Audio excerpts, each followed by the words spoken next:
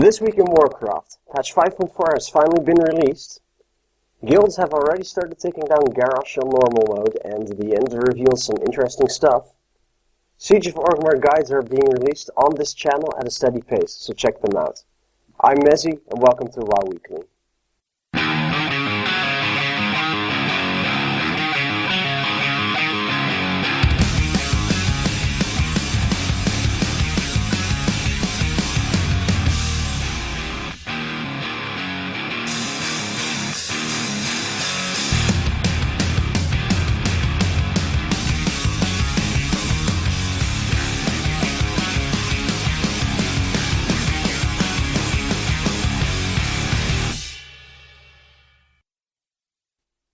So, episode 4. We've been doing this for a month. I'm Mezzy, welcome to WoW Weekly. Today I'm joined by LJ. How are you, LJ? I'm fine, just as ever. Really enjoying the patch so far, so, yeah. Okay, great. And this week I'm also joined by Vivi again. Hey Viv, how are you? I'm not too bad. You okay? I'm fine, thank you. I'm tired. The guides are a lot of work, but it's worth it in the end. Yeah, I know. So let's get right into it. Patch 5.4 is out. How are you guys enjoying it so far? Will be enough content to last us for 8 months? Well, say personally, with being one of the unfortunate people who had to work on wet patch day, so you come home at normal time when everyone else logs in, get told you then have to go to an island full of about everybody on your server to kill lots of mobs, and there aren't any. So I was rather angry up until I started raiding, and I do really enjoy the new raid. But up until that moment, I wanted to kill everything on the planet. Well, yeah. Yeah, I kind of agree with Viv there. It's one big grind fest, to be honest, and so far I'm casually enjoying it. So yeah, but I also came home from a very long ass study day, school day, college day. So yeah, it's just getting used to it, just really focusing on grinding everything to bits at the moment. Yeah, sorry. Oh, well, no, you go first, Viv. No, I was just saying, say, apart from the first part of the patch, say, me and you raid together, we have done for a while, so apart from the raid, which has been quite enjoyable, I've enjoyed every fight, even though a lot of the fights seem rather complicated, a lot of them are actually very simple, but the mechanics are quite nice, and I do quite like them. It's just that one bit of the island and the whole legendary cloak thing is, at the start, put a downer on the whole thing for me, because it's just, say you come back and speak to everyone. So how long did it take you to get your legendary cloak then? Oh, 27 minutes. Oh, okay, good work then. Well, Yeah, I don't find that too bad, because now you get to use your cloak to progress in Orgrimmar, which isn't too bad in my opinion. It's good after all that grinding. You get to actually use it before the tier ends. Yeah, I can understand that. And also, it looks really pretty. Indeed it does. LJ, you were going to say something. Yeah, I totally agree with Matt on that. It was just, I would have expected more stuff to happen because, well, we have done a lot of stuff basically already for the cloak. But, yeah, you can basically have it in like 30 minutes to an hour. Especially now with everybody trying to do the Rare bosses. farming? Yeah, rare farming. The rare farming, but also like the world bosses, everybody wants them because, especially now, it's just new and everybody wants to do them for the cloak. So that part of it, and also farming for the coins and stuff like that. You can have it done really, really fast. So, but yeah, I enjoy the cloak as well. I have to admit, I haven't raided with it yet because of my long hours. I didn't have enough time actually to do it. I basically logged on and had to raid right away, so no time. So, but I've used it a couple times now just to heal while grinding and such, and I really love it. And it's good. It's good what you say with the reason that now you can actually utilize it to its fullest, because with other legendaries, it's like you get them on the last boss, but yeah, when you've killed the last boss, there's nothing more left to actually use one. But yeah, now you can actually use the legendary for its purpose. Yeah. One thing I will say, though, of course it had to happen to us straight away. One of the first bosses in Orgrimmar, what drops off the boss? A frickin' cloak. The first. Really? Yeah, we got 2 cloaks in the first 4 bosses that dropped. We had cloaks dropping. It's all like, well, I understand why, because obviously there's going to be people ults redone that aren't going to be in the situation where to get the cloak yet and stuff like that. But there's going to be a vast majority of people that's already got the cloak, and it's just like, why? Even if you put the cloak on sort of like the last few bosses, if you know what I mean. I know it's probably not a biggest upgrade, but the first few, I thought it was a bit of a annoying situation. Bit of a letdown. A bit of a letdown when you're looking. Yeah, a new boss. What's it dropped? A cloak. Anyone need it? No, you've all got legendaries, or you're going to get the legendaries in the next hour. Yeah. Well, there is one thing to say for that, though, is that a while back I read in one of the interviews, in fact, that well, we kind of just live in a bubble. You know, we're in a raiding guild where everyone is expected to get the legendary cloak, but that's actually a pretty small amount of players in the total player base that actually have the legendary cloak right now straight away. So I understand why they're there, and yes, for alts and such, but it's still a pain to see when there's so much else that could drop. Yeah, and going back onto your situation, say, is it going to last 8 months? Now, let's put it this way. Like our guild, we struggled a little bit through talk due to tanking issues and stuff like that. But say we've done pretty well the first week. A fair few guilds have already killed Garrosh, so they're going to have a fair few weeks on all the heroics. Now, I don't know. Is it going to be enough for 8 months? I don't think so. They might need to put some filler, because a lot of the top guilds who they partly plan to do will have downed everything in the next, I would say the next month at most. Everything will be down. So, I don't know. It's touch and go whether it's going to last that long. And also, unless they're going to do a lot more with Timeless Isle, I can't see.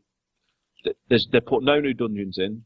Yes, they've done a lot of proving ground stuff like that, but there's only little gimmicks that aren't going to take that much time.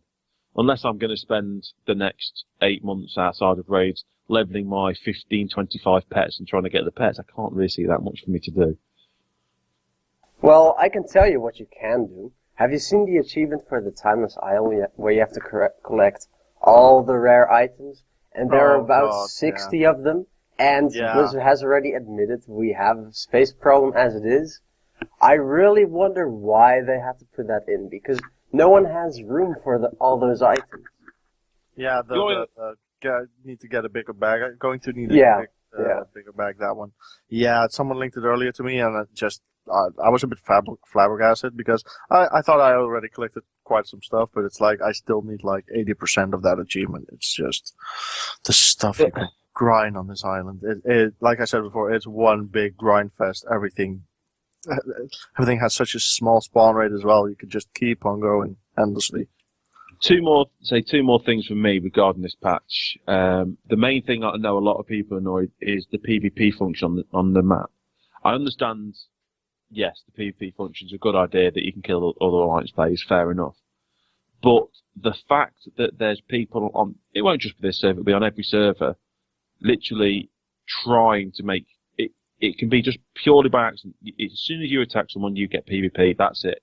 Guns are high. I know there's skills on our server that have done it, and they will literally run around in your mobs hoping that you'll hit them, and then they'll just come and kill you.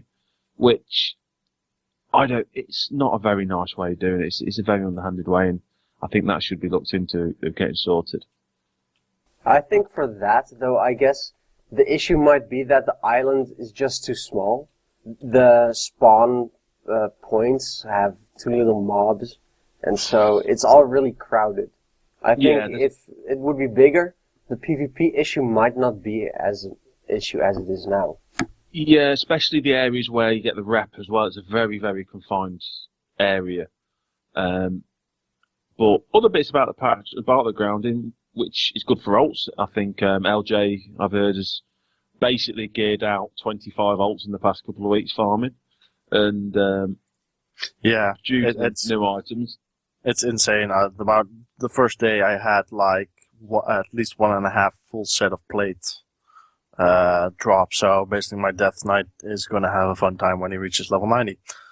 But yeah, as Matt said, as Fish said before, that with the PvP issue, I mean, I really am not just I don't just hate it. I'm disgusted by it at the moment. Really, how people just go for it, like because of the mobs, everybody's grinding rep for mobs, so they just. There was the other day a rogue just popping up out of stealth behind young goals, so people would just unwillingly go into PvP, go into combat with him, and yeah, he just ganked him like it was nothing. I mean, it's just not really nice to combine PvE and PvP like that, especially not on a normal server on which I'm situated. I mean, if you go on a PvP server, sure, I understand that you get that with the territory, but on a normal server or whatever, I think there should be something done about it. Yeah, Yeah, but what can they do about it, though? I mean, the function and all the bloody coins and the rewards are in at this point. but you give the option. I think at the end of the day, there's a lot of people on the server that like to PvP and like to batter each other. If you do PvP, there's entire guilds doing what LJ's doing. They'll wait for someone to aggro, then they'll kill them as a guild. At the end of the day, if they want to laugh PvP and they should PvP against each other, it should be literally every man for himself. And if you want to PvP on the server, you can. And at the end of the day, we chose, when we made our characters, I've transferred a couple of times, I've always chose to stay on normal servers. I've chosen not to PvP, because I like PvP every now and then, but I like to choose to PvP. I don't like to be forced into it. And but I was been doing a bit of grind today. One of my team members accidentally attacked someone else, had PvP on, and then all of a sudden, people start hovering around. You end up PvPing because you're protecting your mate and your colleague, which I didn't really want to do. I just wanted to farm rep and have a good time, have a laugh, and not get involved in the PvP, if you know what I mean. Yeah, I completely understand. I mean, I hate PvP as well. The only time I will PvP again is when they put the old Alterac Valley in again. Until then, I'll just have to consider the achievements a loss. I'm not doing PvP. I always thought you were a glutton for punishment, but I never thought you were that much of a glutton for punishment. Hey, there's nothing wrong with the Alterac Valley, the old way style. I mean, 4 hours of non-stop battling the Horde. I mean, that was fun. Yeah, man. 4 hours? I'm pretty sure I've joined ones that there've been everything left, right, and centre. It's just been a massive stalemate in the middle until decades have gone.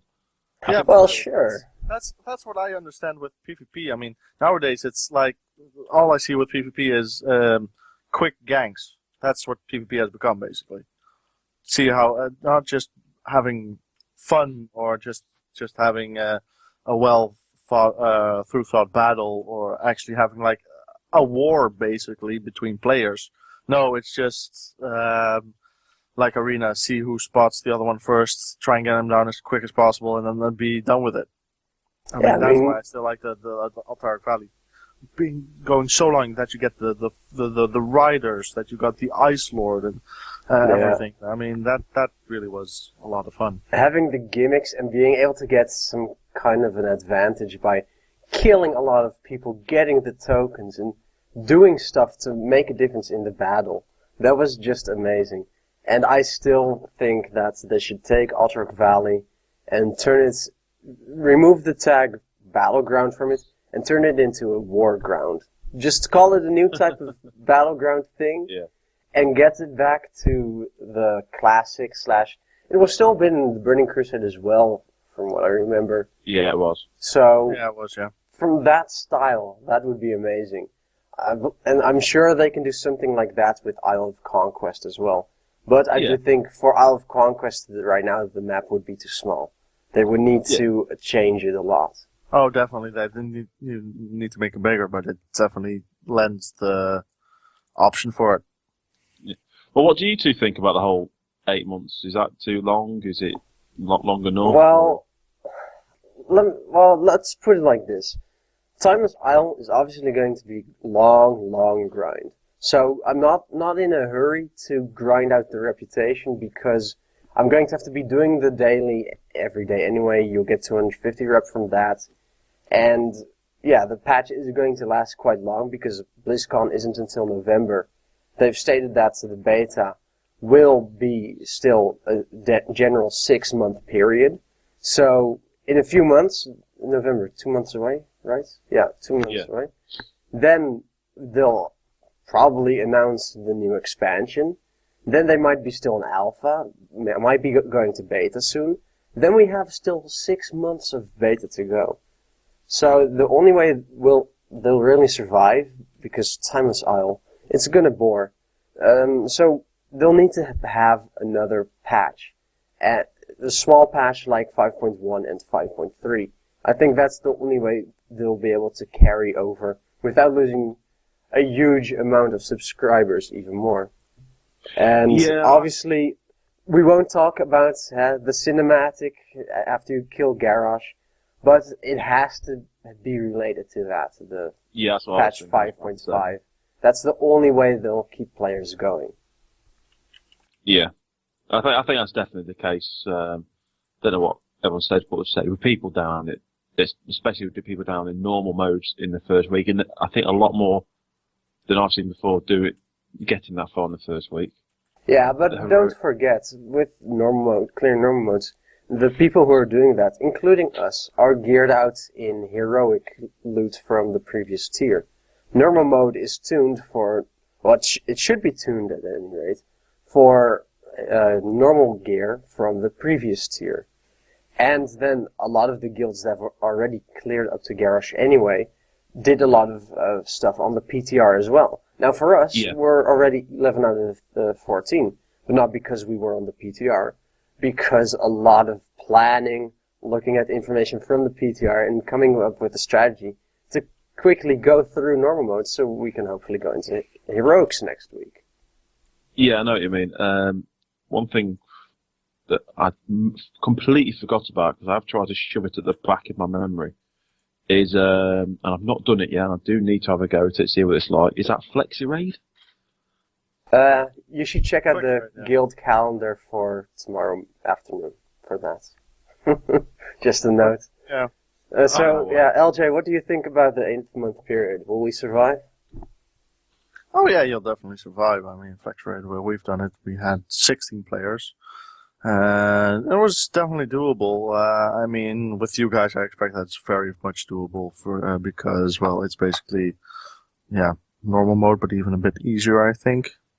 I'm not sure. From what I've read, it's normal mode mechanics that do basically F all damage. Yeah, basically it is. I mean, we didn't have the best raid setup and raid as a whole. But I think you guys definitely should be able to clear through that in no time. Yeah, hopefully. I mean, if we can do normal mode.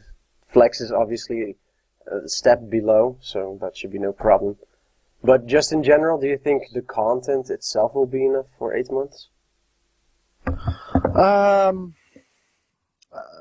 Yeah, that's a difficult one. I at the moment, I'm hang towards the negative side. I don't think so. But though, with your explanation, I believe, like the 6 months of PTR and everything, we still need the one more patch at least.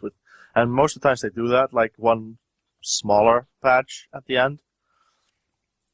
So I'm just wondering what that is going to be, of course. But I don't think we can last another 8 months without anything new happening, because then, they're going to have the end of Cataclysm again.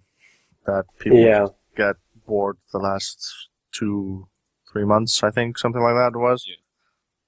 So something definitely has to happen before that time, but no doubt it will. Yeah, I guess it depends on what kind of a patch you mean, because There's obviously the pre-expansion patch, which is usually a month before the expansion, to put the mechanics and such in place.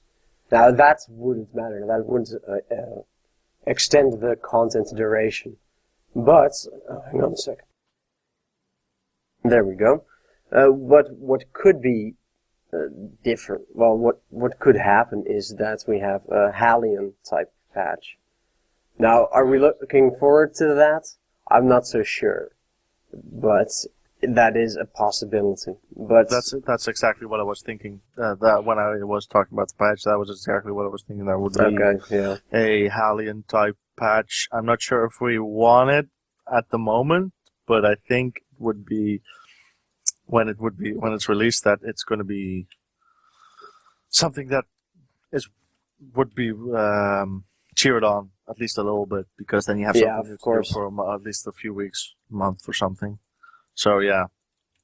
Yeah, but then I would add, because in Mists of Pandaria they have tried to focus more on story, it will have to fit into the storyline then, I think. If they would just add a random raid with 1 or 2 bosses, that doesn't really contribute anything to the Mists of Pandaria storyline, that would be a major letdown, because they have tried to focus more on the story here.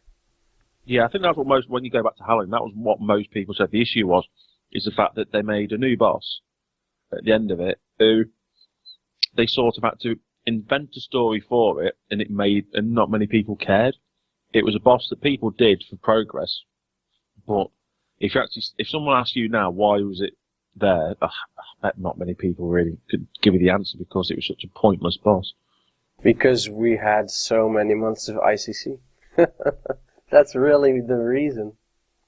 Yeah, I totally agree. That was it felt a bit forced. It was a nice change in itself, or a nice addition, let's put it like that. But it wasn't really the Blizzard or WoW style, to be honest. It was like, here guys, have this for a month or two, keep yourself occupied so we can fix stuff and make stuff and not get shouted at by you guys on Twitter or whatever, and then hopefully complete Cataclysm.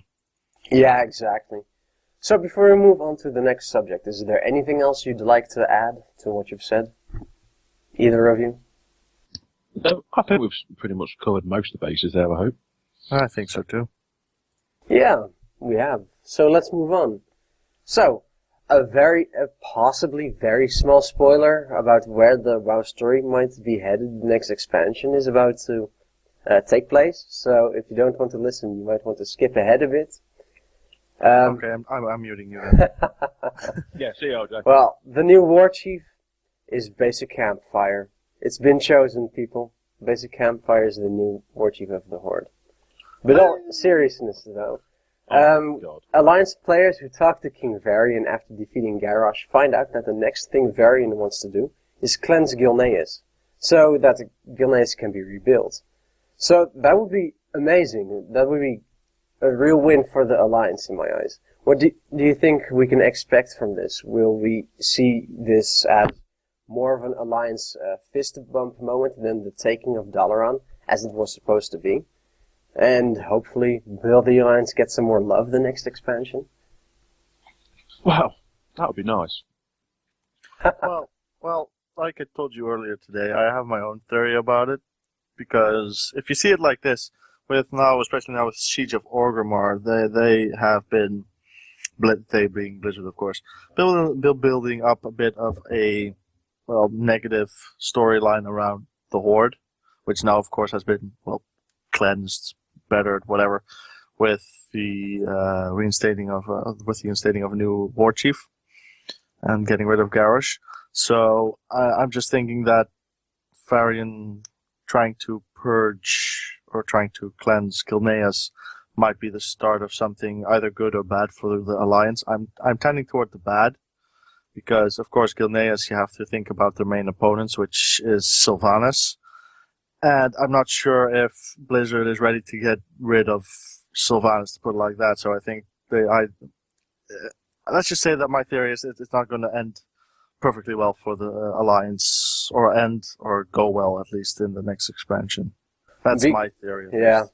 because things haven't been going well or anything for the Alliance in this expansion or the last. I Well, the think, only thing that basically that yeah. happened, we lost the park in Stormwind.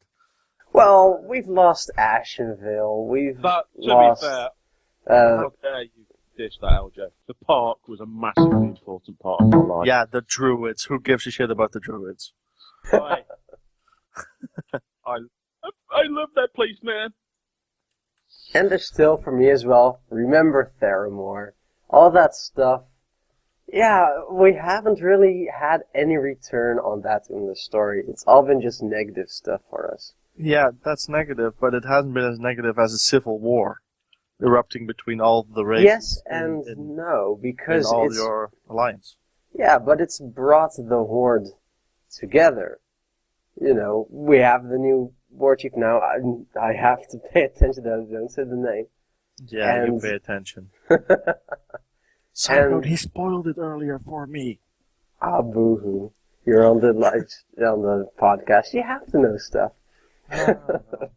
Didn't sign up for that. Oh, well, too bad. And, I do agree. yeah. Sorry, I do Yeah, agree go. slightly about Theramore is the fact that the only bit on that you've got is the pure vengeance side of things from Jane. I think that if they need to twist that a little bit more in the whole story. I think they can make that more, give that more place, especially like when you do all the first the one-person scenarios. You get to in the previous patch in 5.3 on the Isle of Thunder. I like that bit where she and Lorthamar Theron are confronted, or that they get confronted by Taranzu. And I'd like to see them build more on that as well, because I really like that, and give Jaina a more prominent position in the whole World of Warcraft, because she was always one of my favorite characters in Warcraft 3 and such. But now Yeah. she's basically a huskcover for herself. So I hope she gets like reinstated into a more proper character. alright. I'll have to say this, it's a mini spoiler, but let's just say that that hasn't happened, and it really sucks. It really annoys me what they've done with her. And that's Yeah. all I'll say. You'll just have to see when you get to the point in the raid. But no, they are pretty much throwing her away. It's not going in a good storytelling way. At least from my point of view. Okay. Well, yeah, basically the only thing they've done is, well, they made her the leader of a faction and a city nobody uses or goes to anymore, and they gave her a new hair color. That's Yeah. So Pretty much. Yeah. Hey, but she looks hot. she's always looked hot. Come on, man. So, before we move on, is there anything else you'd like to add for the Alliance storyline and going into the next expansion, either of you? No, say with the next expansion, I'm just looking forward to seeing where they're going to go with it. As a whole, with Mr. Pandaria and the way they've done it, I have actually enjoyed it more as a whole. I've quit twice with WoW through the last two expansions because they got to a stage where the raids were all boring. It just wasn't doing anything for me. With this, it has actually kept me more into wanting to raid than previously, so that I have to give it credit for. And I generally like the whole Mr. Pandaria better than previous patches, so I want them to go in the story, way to tell the story, similar way. But yeah, I'm partly worried because I know they're planning on other games at the moment, and I don't know how much they're going to have the finger on the ball for the next expansion. Alright. And LJ, you've pretty much covered everything as well, right? Yeah, let's go on to the next bit. Let's Alright, then. keep the show moving. Yes. The next bit is a new bit here on WoW Weekly. Each week we're going to be reviewing a boss. Of course, starting on the normal modes, and after that moving on to the heroic modes. So, let's start at the start, and we'll start with Immersius. Now, normally, tradition has been that the first boss of a new raid instance is generally a tank and spank fight with one or two gimmicks here and there. This time though, the first boss does not die right when his health goes to 0. How do you guys feel about that and the boss fight as a whole? Is it fun? Are the mechanics interesting enough to break the tradition? Yeah, I like him. I like Immersius, to be honest. He has some good gimmicks that, well, some have been used, of course, but this game has been going on for almost 10 years. So, well, things, of course, are going to be recycled, but I like him, especially as a first boss. It gives a new, fresh feeling towards the instance, to be honest. I will break my answer down to 3 things. One, yes, it's different. I like the fact it's a different boss. I like the fact there's a few more requirements for it than normal bosses. 2, is it a good first boss? Yes, because it's not that challenging. Some people will find it a bit challenging to use the mechanics of it, but it's not a bad setup for the new raid. 3, I personally found it one of the most boring experiences I've ever had on a game trying to kill a boss while healing it. It was so painfully boring. Because you sort of, okay, heal your targets, they're healed. A bit of AoE damage, okay. Okay, not much to do now. Well, I think the only really healing intensive part is when the second phase ends, right? When all the oozes go into immersive. We have to heal the oozes, yeah, that's basically the most intense part for a healer. No, I don't know. Well, I think that people say we 3 healed it. I think just to make it a bit easier, probably could 2 heal it, but at the end of the day, I've only killed it once, as it's only been out 1 week, and my first impression of it was I was about to fall asleep when we killed it. Yeah, of course. And speaking from our raids, we went with 3 healers because we had no idea how the difficulty would start out. So better safe than sorry. Yeah. I'll also give my personal view on it.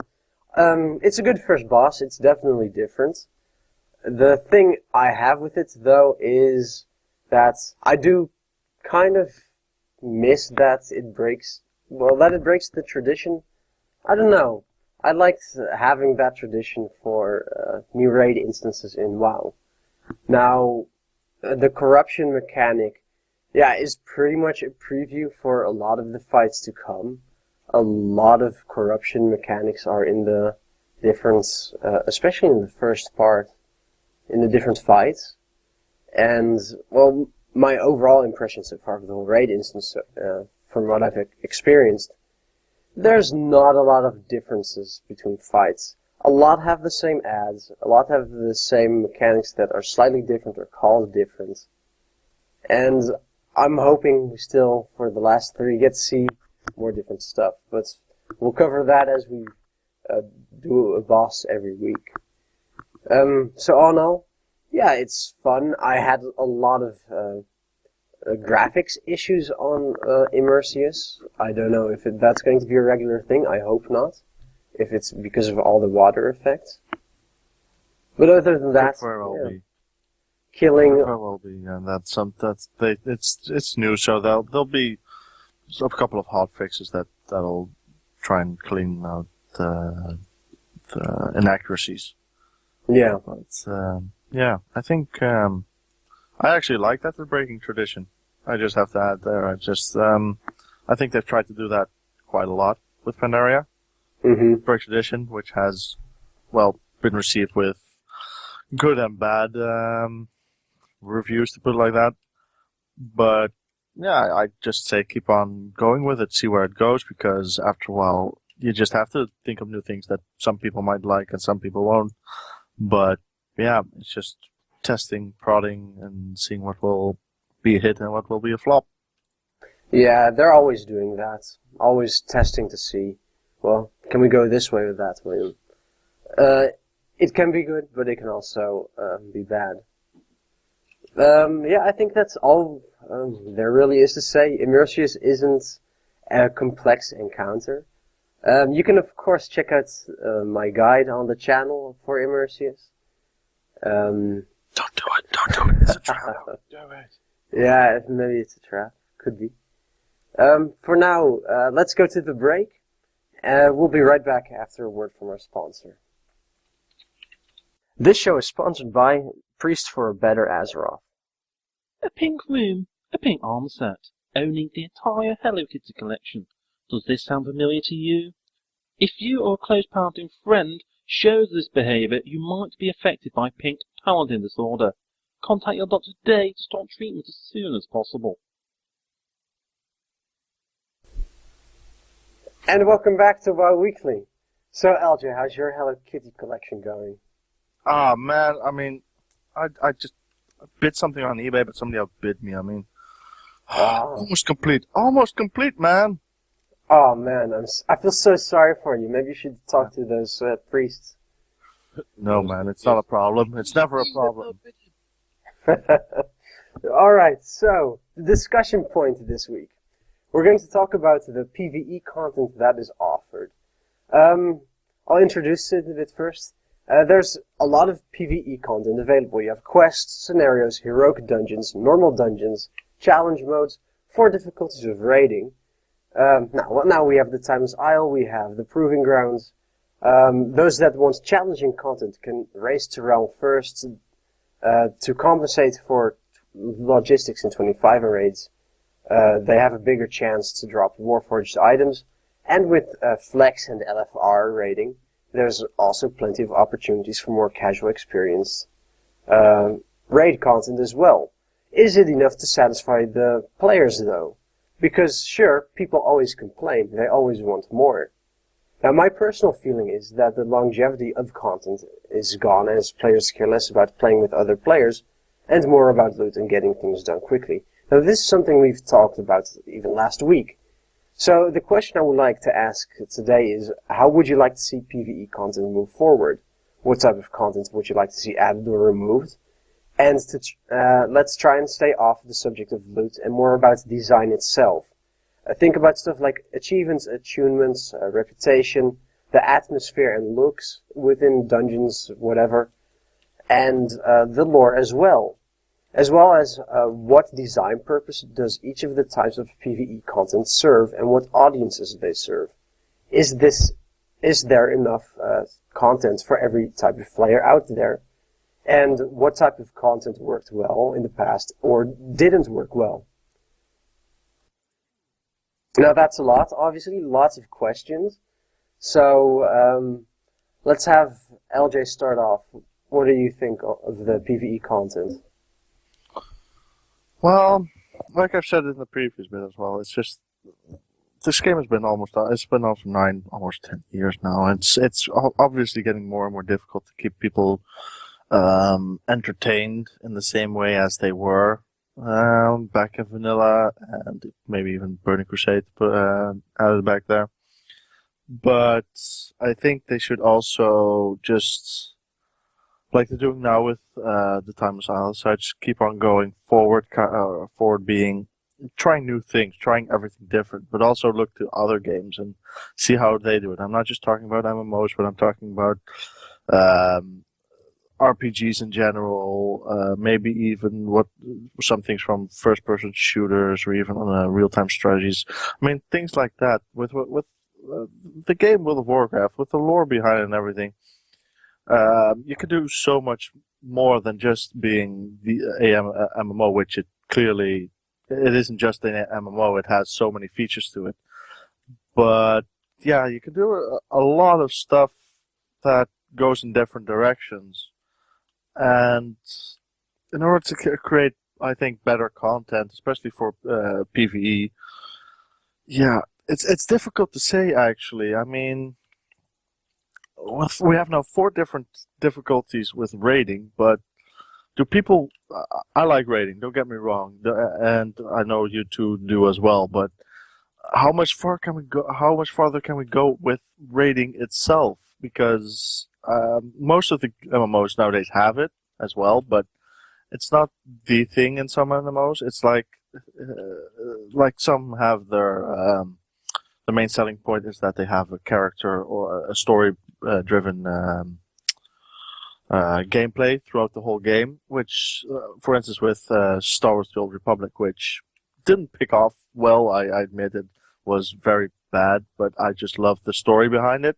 Seeing WoW doing something like that is, of course, now very hard, but still see if they can do something that revolves so much around your character, just like the Legendary Cloak quest, but maybe even more that it actually impacts the world or impacts how you level or how you continue your game in such a way that it actually makes it far more attractive to people to do that, to try new stuff, to actually enjoy the game again and bring back those long hours of gaming like people used to, with hours and hours and hours on end just playing away and discovering new stuff every day. I just hope they find a way to do that, but I'm not a game developer. I don't know. I also don't know how Blizzard thinks and works. It's just very difficult to actually add a new, stream of gameplay to something that is as big and broad as the World of Warcraft. I know exactly what you're saying there, but there's a lot of things. If you're going to try and discuss what to do on MMO, so try and play as many games as I played Guild Wars. Same here. Which Guild Wars is a wonderful game in a lot of aspects. I like the look of it. I like even the way the classes are done. I do enjoy the game, but then when I play it, it's one of those games I brought it because no subscription, and I can play it for an hour every now and then. There's no harm in just not playing it for a couple of months because I've got nothing to drive for. There's no reason for me to get to max level on that game right away or anytime soon. If I didn't play that game again for another 2, 3, 4 months, I'll happily just play it again for an hour. I think, I fancy that, and just play it for an hour because it's free. Just download the patches, blah, blah, blah, and I'll just slowly level in. That's what I've been doing in the patch. I play Final Fantasy at the moment, and similar in the similar specs for Final Fantasy is the fact that the story's good. I generally really do enjoy the game. I was a big Final Fantasy fan, so I've got a lot of nostalgia there involved, and I want to get to the max level in that game and experience a bit of the end game in that. With regards to Final Fantasy, with World of Warcraft, it's hard because graphically, it's never going to be one of the best. It's never going to grip people in as much as what some of the newer games do for the people that want the flashy graphics, flashy character-looking games. Like, there's free games out there now that generally look a lot better than World of Warcraft. I just want to jump in there for 1 second because I totally agree on the looks on the graphics, on how how good it looks, but I still think the cartoony look of it is still one of the best things in a game. And yeah, it's just like I'm now flying above Stormwind and I'm looking at all the different colors of roofs and such. I mean, it's still, I think that is something they have to keep basically because it is a signature of not just World of Warcraft but Warcraft the whole series. Yeah, that's what one thing I was going to say is the fact that World of Warcraft is the type of game that it builds on the fact that that's what it is. It builds on the fact it's slightly cartoony looking. It's that's what it builds for. That's what people play it for, which is fair enough. At the end of the day, that's what I enjoy. Even though doesn't look as good as the games, I like the look of the whole way the game's done. With playing other games, I feel that WoW lacks. I think with playing a few other games, when you are questing on your own, one, they need to build more on the story. They've made steps in this expansion with the whole story. They do need to build more effort when you're doing your quest onto what story you're doing. I did story in Pandaria, and I do with you, Mezzy.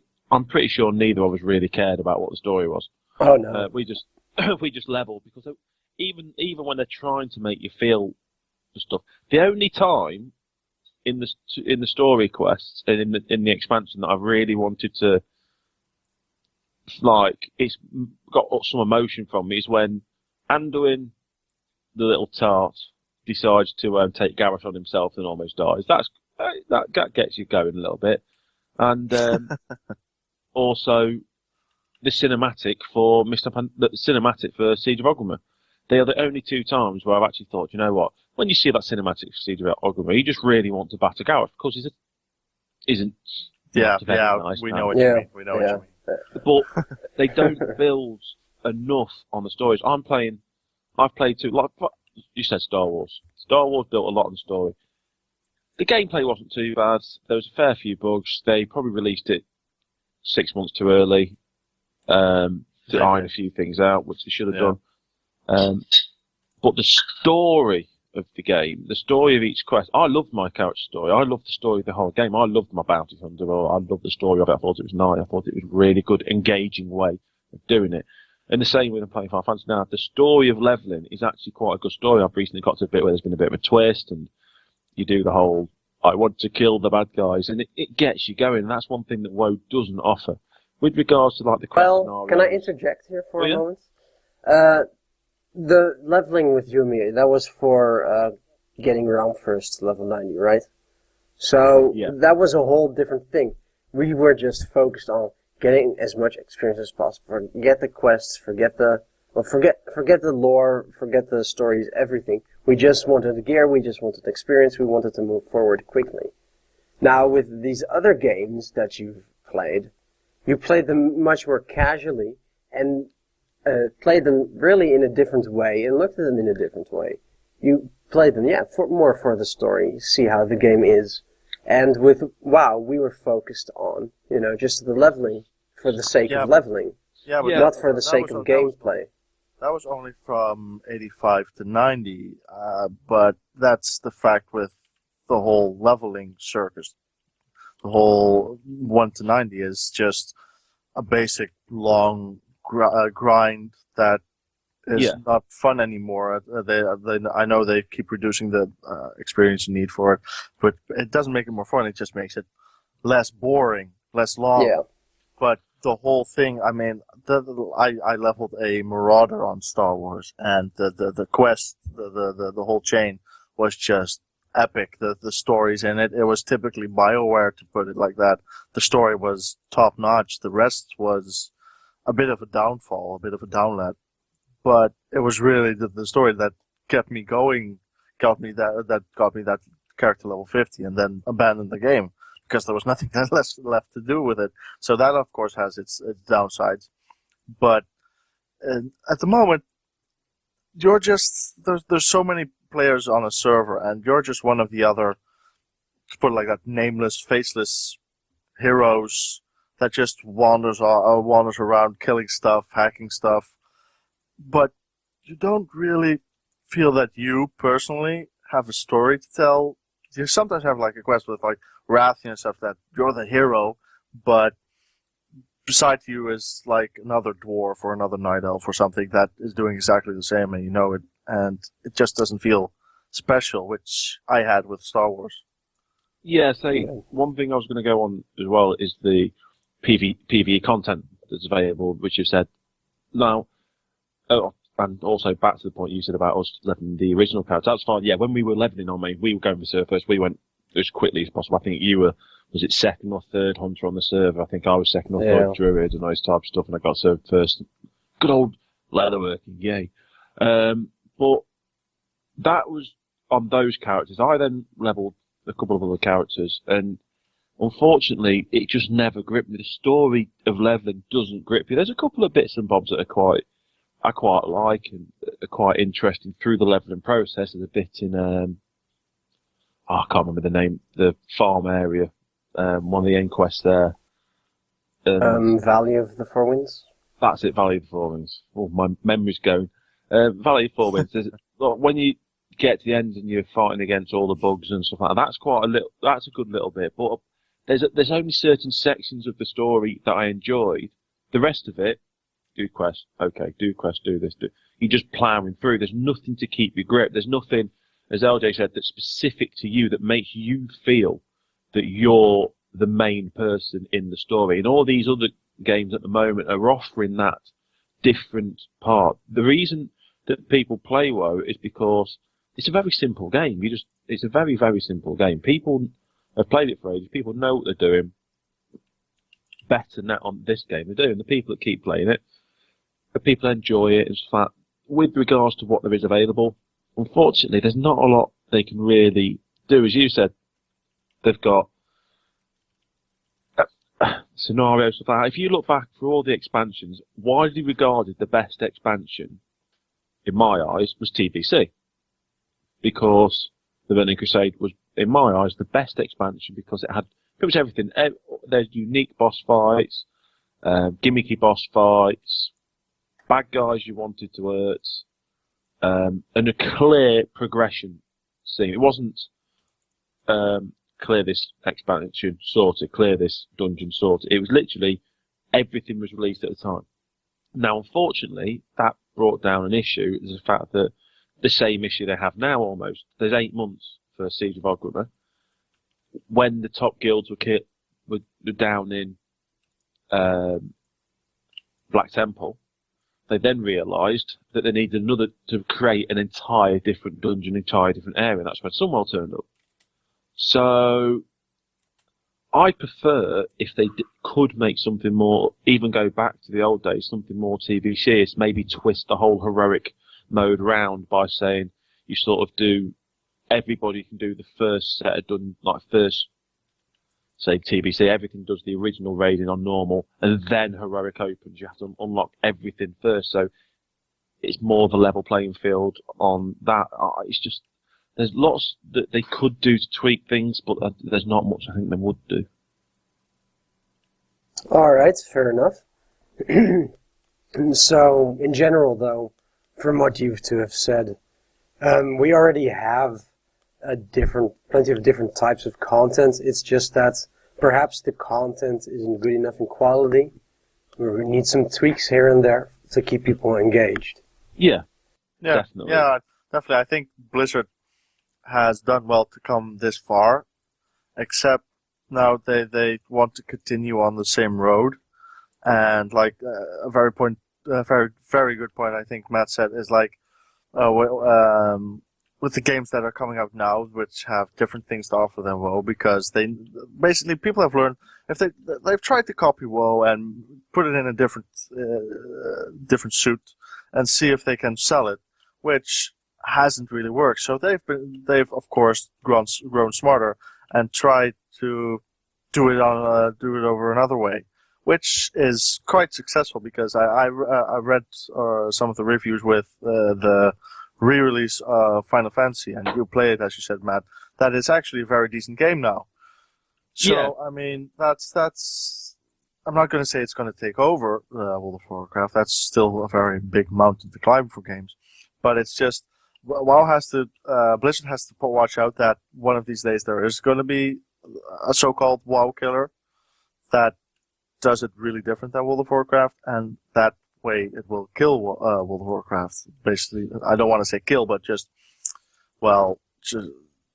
be better in certain ways. And I would hate to see this game fall, to be honest, because I have a lot of good memories and a lot of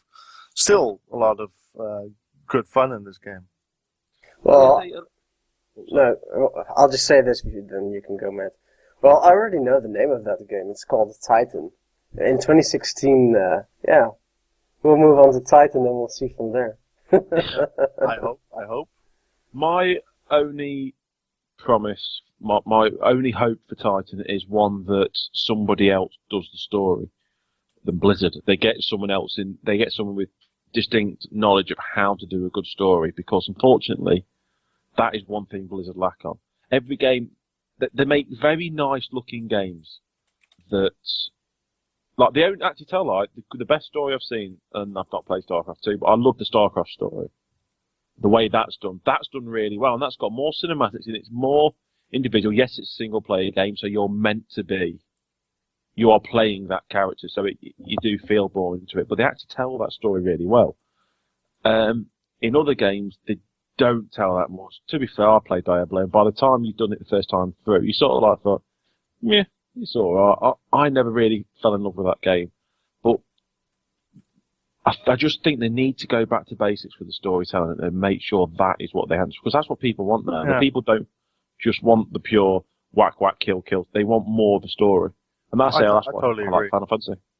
I totally agree. The Warcraft 3. I didn't play Warcraft 1 or 2, but Warcraft 3 has still one of the best stories in a game known to Yeah. man. To be honest, Warcraft 3 plus the Frozen Throne expansion really just I wanted to play the shit out of those games. Pardon my French, but that was if they go back to something like that, I would love the game again. Those stories were just hugely awesome with heroes and such. I know it's difficult to implement that in a MMO, but I think it's not wholly impossible. I mean, and like you said, Matt, it might be actually good for Blizzard to attract an external partner, maybe even BioWare. You never know, to help or even create the story on its own, and that they can focus solely on the programming of it. I mean, those Yeah. are all options to keep to produce a better game, which you see more and more now after partnerships between developing studios. Yeah, I'd like to continue on that Warcraft 3 point for a moment, though. Obviously, in Pandaria, they tried. Pandaria was a fresh start. It was their chance to create whole new stories and backgrounds, Yeah. which more or less worked. I think for the Klaxi and Mogu, yeah, it's minimal still. But Garrosh, for example, whose story has grown over, I don't know, when was he first seen in the Burning Crusade? No, Wrath of the Lich King? Wrath of the Lich King. He was, I think, one of the warlords there. He was Yeah. Garrosh. Garrosh. Yeah, he Yeah. was. I think what's the Borean think Tundra? he- Warsong Hold. He was, I think, the Yeah, captain. okay. Well, he's had lots of time to build up. And that's the same thing they had with Warcraft 3. Now, obviously, it was a completely different gaming type. It was an RTS, and that allows for great storytelling because the player has to follow one path. And I really think, and it got hyped up then for Warcraft. You got to see again the Illidan, the Lich King, etc. All of them got hyped up, and nostalgia helped helped those encounters feel more epic for the story. But I think the only way they can actually get that effect back is by having a new team develop a Warcraft 4 with not then the story for the upcoming next expansion, but the one after that. That's the only way they'll be able to get the nostalgia effect for whatever expansion comes after that. Yeah. Yeah. Yeah, I totally agree that their main point should be story based at the moment, because that's also been one of the main selling points in the past. How many years are they? Have they been alive? 25 years or something? Blizzard that being, I mean.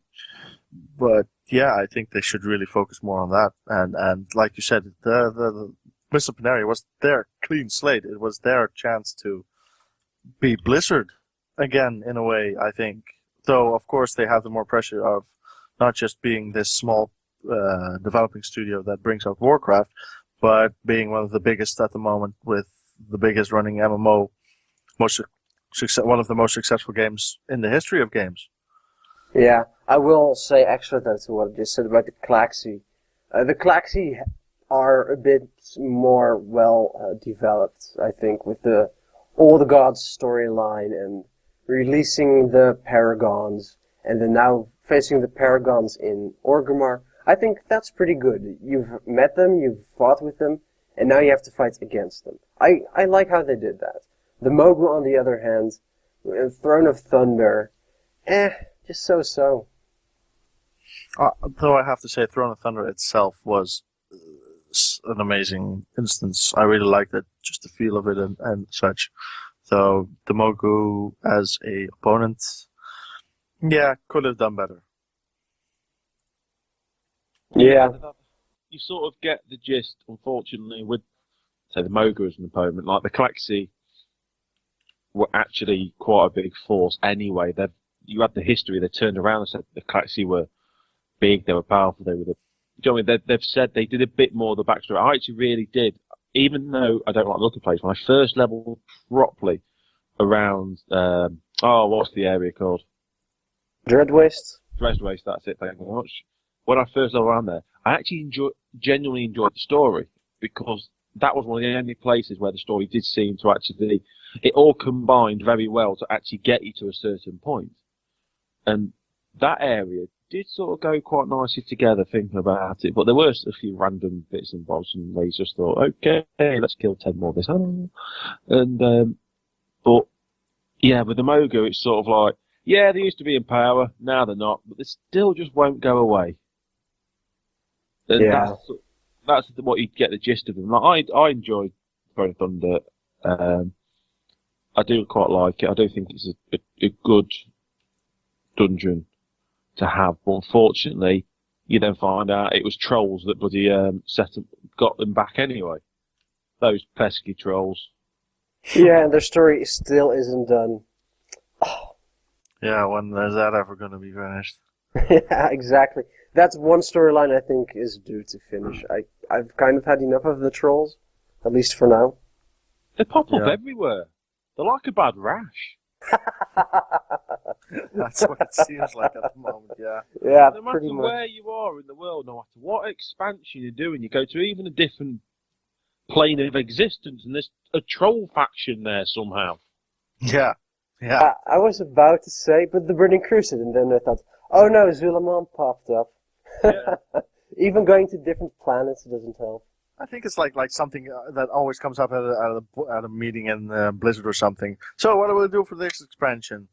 No, not that, not that. So who said trolls? Yeah, let's do that. I mean, it's always coming back with trolls. Why? Yeah, the two returning themes, a collecting poop quest and trolls. Yeah. First meeting of every expansion. How are we going to Always do it? Collecting poop. Since TBC, there has always been a collecting poop quest. Yep. Yeah. I don't know what the fascination is with it, but yeah, we'll just Yeah, have to deal with pretty it for now. I think we've pretty much come to the end, at least for now, about PvE content in this discussion.